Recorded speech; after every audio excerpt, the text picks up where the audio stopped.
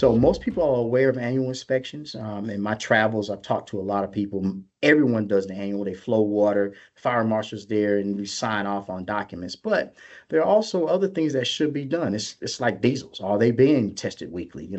That's an engine. It should be tested weekly. It has, fluids that need to be changed. Are the electrics being tested monthly? Are they making sure that it's clean and that the connections are tight?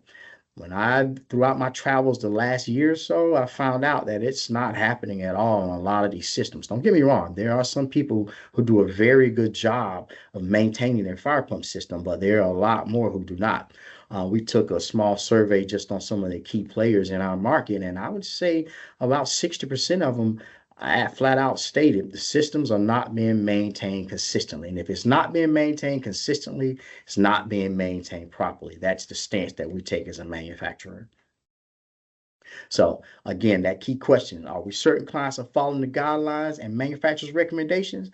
That is definitely a trick question because if the control manufacturers have never given you the recommendations, there's no way they could be following the guidelines that we have given them. That changed in February of last year, where their two controller manufacturers, Tonitech and FirePro, do have an established preventive maintenance program in their manuals, and feel free to go to either of those websites and you'll be able to take a look at what they recommend. And that is what you should be following going forward.